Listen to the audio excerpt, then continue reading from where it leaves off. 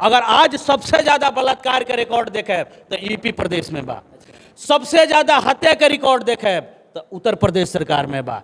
काहे बा कि जे 35 गो जे खुदे अपराध के जरा ऊपर केस बा, जोगी बाबा के ऊपर 35 गो जघन्य अपराध के केस बा।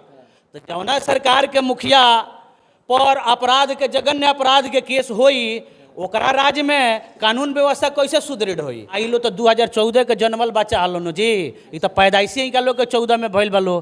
तो अब एक बाद अब धीरे धीरे सावन में जन्म भइल, भादो में बाढ़ आ गइल, तो कहता लोग कि बाप रे बाप ऐसा बाढ़ हम देखल ही ना रहने। तो अभी तो 9 साल उम्र में भइल बा, अभी जानकारी नॉलेजे आई लो देखले कितना बालो, अब देखे के कोशिश करता लो। हमने के पढ़ाएम सन दिखाएम सन, हमने के कमजोड़का के मौगी भौजाई लागेले या बड़ियारगा के मौगी माई लागेले, ठीक नो।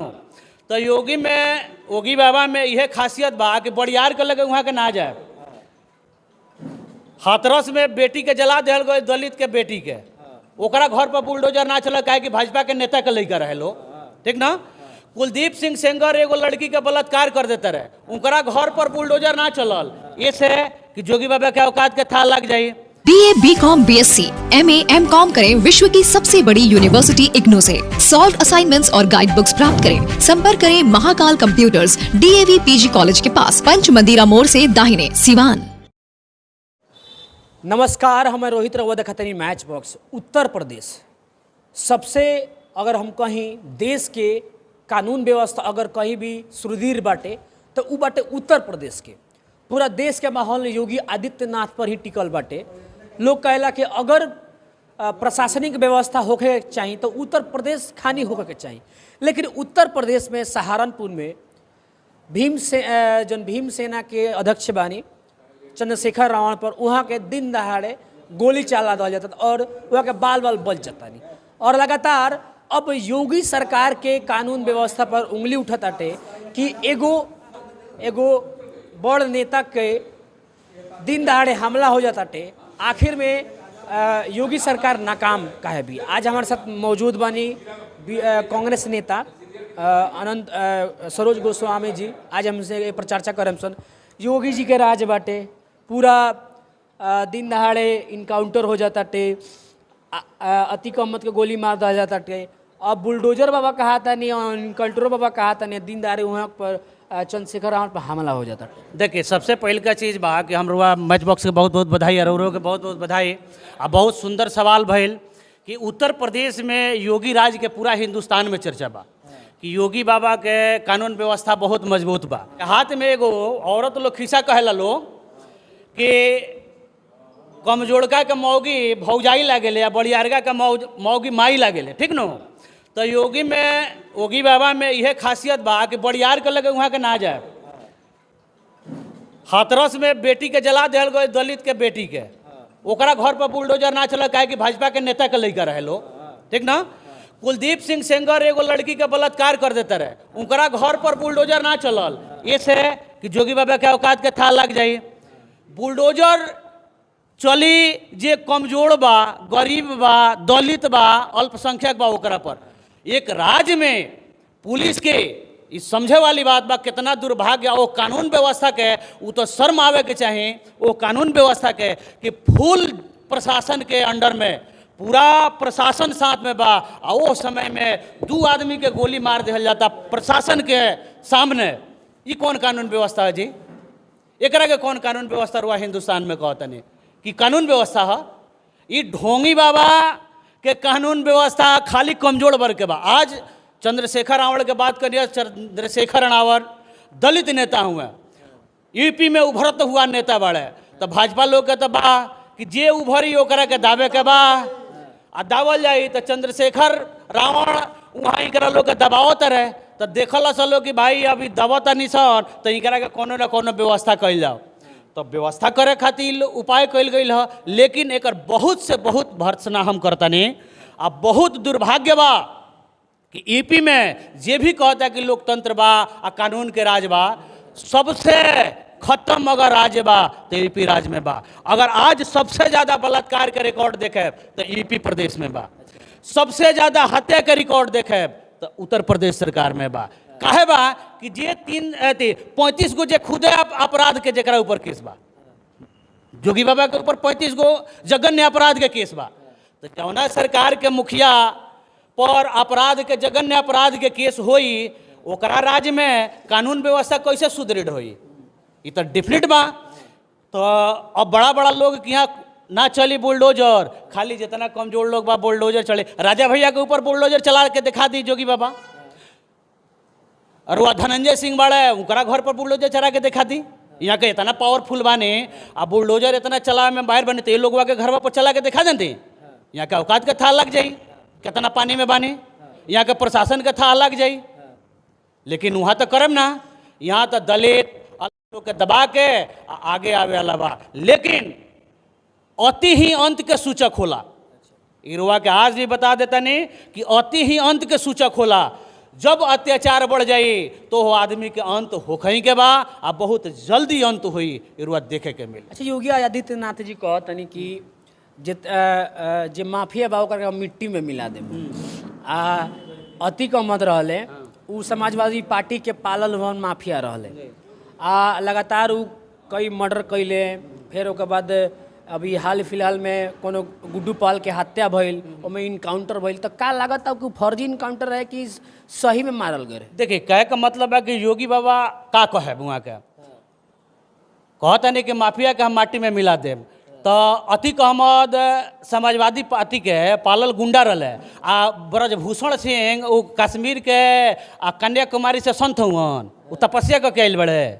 बताइए मेरे के उनकरे पार्टी में बड़े जी। जब देश के पहलवान के संग बलात्कार कैले बड़े, देश के महिला पहलवान के संग बलात्कारी कैले बड़े, पहलवान रो रो के धरना देता रही।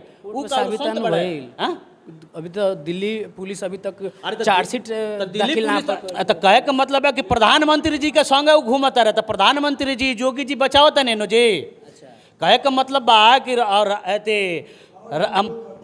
मालिक कोतवाल तो डर कहे के ना, सैया थानेदार तो डर काहे का। तो जब प्रधानमंत्री बहानी वहाँ के संग है तो फिर ये में डर कौना बात के बाद वहाँ के संग लेकर घूमत नहीं। अगर निष्पक्ष जोगी बाबा होते, प्रधानमंत्री जी अगर निष्पक्ष हैं तो डायरेक्ट उनको छोड़ दें कि कानून का सहारा ले। कुलदीप सिंह सेंगर का रहा है संत हुआन तपस्या का कैल बड़े का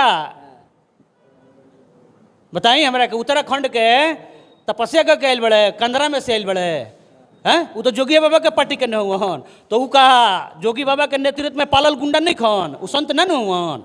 ऐसे ऐसे अनेकों गुंडा भाजपा में बढ़े, ऊपर तक कार्रवाई होके के चाहिए। अच्छा, महिला पर उत्पीड़न का मामला करती है, साक्षी मलिक हो गई चाहे जो भी हो गई, मतलब पूरा धारणा देता। लेकिन हमला काहे होता टे हे प्रकार से देश के जे पहलवान बाटे जे स्वर्ण पदक दिलैल बा या रजत पदक दिलैल बा, हे प्रकार से बेइज्जती, घोर बेइज्जती आखिर में हम ना देखले रही कि घसीट के मारा, पीट के मारा। देखिए कहे का मतलब है कि जब सत्ता के मद हो जाला ना तो आदमी अत्याचार पर उतर जाला। आ जब अत्याचार पर उतरी तो ओकर अंत बहुत नज़दीक होला। यह कील ठोकी लोग जेकरा पर पीटल जाता, महिला पहलवान के ऊपर जे देश खातिर प्रतिष्ठा बढ़ौले बा, देश खातिर मेडल ले आइल बा, ओकरा ऊपर इतना दुराचार होता, इतना अत्याचार होता, ये तो माफ़ी लायक नहीं है। लेकिन सरकार तानाशाही कि हमारा सामने केहू कुछ नहीं है। तो ये पता होके के चाहे कि ये सृष्टि में जितना भी तनाशाह भइल बड़े सब कोई के अंत अपने आप भइल बा। चाहे मुसोलिनी भइले, चाहे हिटलर भइले।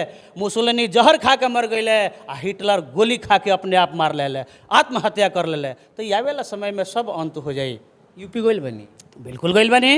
चकाचक रोड देखा था, खूब चकाचक बा। कि अब कहे का मतलब बा पूरा गोरखपुर जाई चाहे लखनऊ जाई पूरा 4 लेन बन गई बटे। तो ये जोगी बाबा के राज में बनल है। मालूम होगा कि चाहे कि अखिलेश सरकार के राज में आगरा एक्सप्रेस बन रहे और ओकर जांच भई रहे, जेट प्लेन उतार के भई रहे। जोगी बाबा के राज में नहीं के बनल चकाचक रोड। पूर्वांचल एक्सप्रेस वे तो अभी जेट प्लेन उतरल सी। तो अच्छा, तो अब न उतरल है, पहले जे बना के गइल बा ओकर श्रेय ही ले ली लो। ऐसा थोड़े बा, सब केहू काम करेला अपना अपना समय के हिसाब से। हर सरकार काम करेला। आई लो तो 2014 के जन्मल बच्चा हलो नो जी, ये तो पैदाइशी ही का लोग के 14 में भइल बलो। तो अब एक बाद अब धीरे धीरे सावन में जन्म भइल, भादो में बाढ़ आ गइल। तो कहता लोग कि बाप रे बाप ऐसा बाढ़ हम देखल ही ना रहने। तो अभी तो 9 साल उम्र में भइल बा। अभी जानकारी आ नॉलेजे आई लो देखले कितना बालो। अब देखे के कोशिश करता लो, हमने के पढ़ाएम सन, दिखाएम सन हमने के।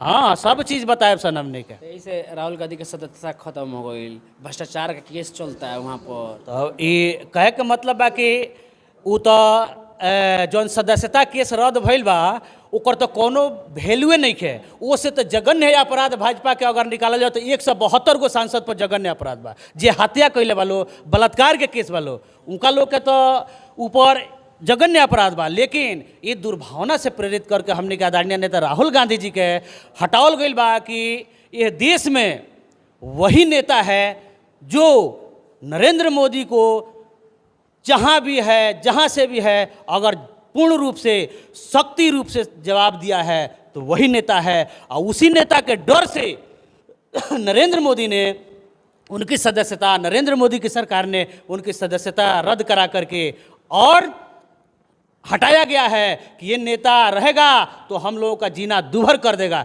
लेकिन याद रखिएगा कि रामायण में एक श्लोक है, जब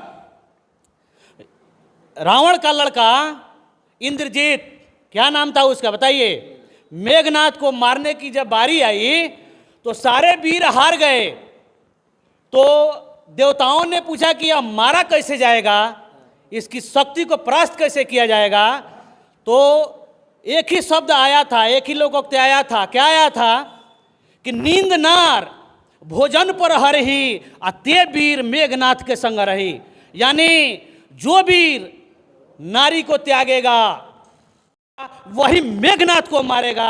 वैसा ही युग पुरुष अब आ गया है हमारे देश में। आदरणीय राहुल गांधी जो जन जन के साथ पद यात्रा करके नींद को त्याग दिया है, भोजन को त्याग दिया है, शादी हुआ ही नहीं है अभी, सारी तमाम लेकर के, और ये भाजपा का राजनीतिक वध है हम आदरणीय राहुल गांधी करेंगे।